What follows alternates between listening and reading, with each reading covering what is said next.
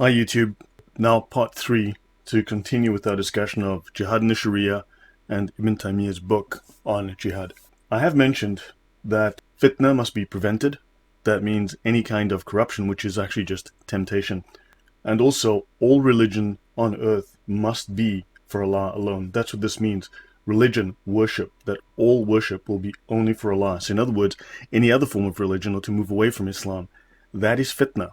Let's go back to Reliance of the Traveller, and let's go back to their definition of jihad and discussion of jihad in this book.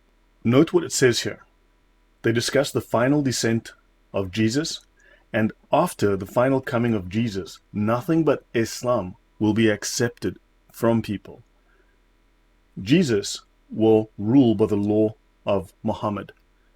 So Jesus will not rule by the gospel. Jesus will be a Muslim. He will come down, he will break the cross, in other words, destroy the church, and he will rule with Muhammad. Right, so he will come down at the right hand of Muhammad, fight the Christians, destroy the church, and he will then impose Islam. This is the Islamic view. As they say, he will not rule according to the Evangel, but as a follower of our Prophet Muhammad. Now, section 09.9. The Caliph fights all other peoples until they become Muslim. That should be self-explanatory. Even idol worshippers either become Muslim or agree to pay the poll tax. Now, there are different rulings that say that people who do not have a book do not have the option of a poll tax. It's either become Muslim or they are killed. Right, let's go down to section 09.12. Whoever enters Islam before being captured may not be killed, nor his property confiscated, nor his young children taken captive. So if you become Muslim, your blood and your possessions are saved. When a child or woman is taken captive, they become slaves. That, I think, is entirely self-explanatory. In Islamic warfare, when a child or woman is taken captive, they become slaves by the fact of capture, and the woman's previous marriage is immediately annulled. This is Sharia law. ISIS practiced this, and you will hear constantly, but they weren't real Muslims. Well, the fact is, they were strictly practicing the Islamic Sharia. They are real Muslims. Let me clarify a point. Let's define what Islam is according to the Sharia. Looking at chapter U 2.0 under the heading Islam, it says here in U 2.1, Islam is to testify that there is no God but Allah and that Muhammad is the messenger of Allah, to perform the prayer, give zakat, fast in Ramadan, and perform the pilgrimage to the house if you can find a way. That is Islam defined formally within the Sharia, within the Reliance of the Traveller. Section U 2.2, Nawawi. Nawawi is one of the 24 major scholars of Islam, one of the Sheikh al Islam. The Sheikh and Imam Ibn Salah, Allah have mercy on him, said, being a Muslim is outwardly established by one saying the two testifications of faith, Shahadatain, even if they are not spoken in Arabic. Interesting point.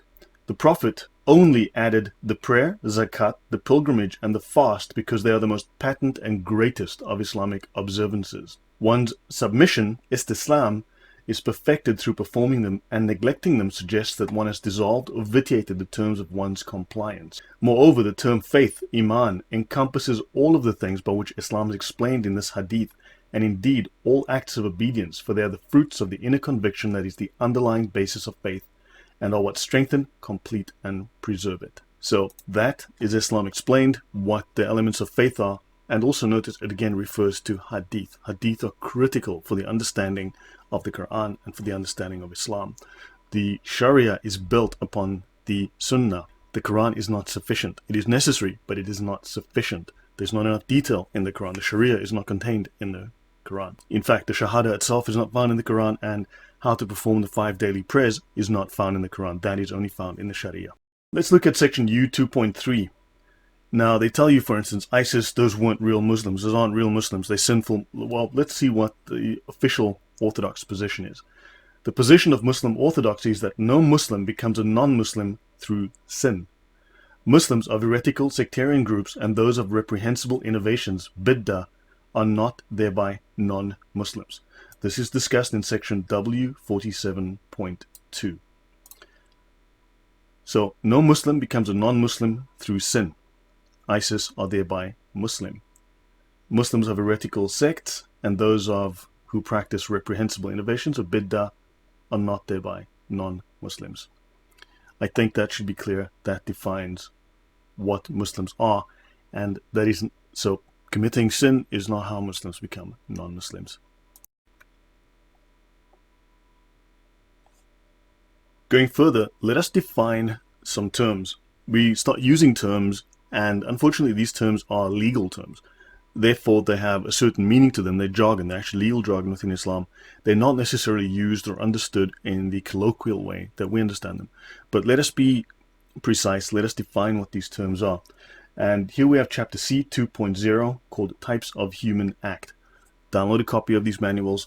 This one is the easier to read one. It's neat. The other one is the scanned one. It's harder to read. This one is just so much easier. There's a working index as well, a hyperlinked index. So yeah, I switch between the two of them all the time. Chapter C 2.0 Types of Human Act. And they have defined under C 2.1 the term obligatory. And it says here, the obligatory or fard is that which the lawgiver strictly requires to be done. Someone who performs an obligatory act out of obedience to Allah is rewarded. A person who refrains from it without excuse deserves to be punished. In the Shafi school, there is no difference between obligatory, fard, and requisite, wajib. Interesting point. So there are obviously slight differences between the four major schools of jurisprudence in Sunni Islam. And of course you have the fifth school, the Jafari school from Iran, the Shia school, which is actually recognized. C 2.2 Recommended or Sunnah. Sunnah means recommended. The Sunnah or recommended mandub is that which the lawgiver asks to be done, but does not strictly require it. Someone who performs it out of obedience to Allah is rewarded, though someone who refrains from it is not punished. The word permissible, section C 2.3. The permissible, mubah, is what the lawgiver has neither requested nor prohibited. The person who does it is not rewarded or punished. Rather, doing it or not doing it are equal. Though, if a person does it to enable him to perform an act of obedience to Allah, or refrains from it for that reason, then he is rewarded for it. And if he does such an act to enable him to perform an act of disobedience, then he is sinning. And of course, let's skip to C 2.5, unlawful.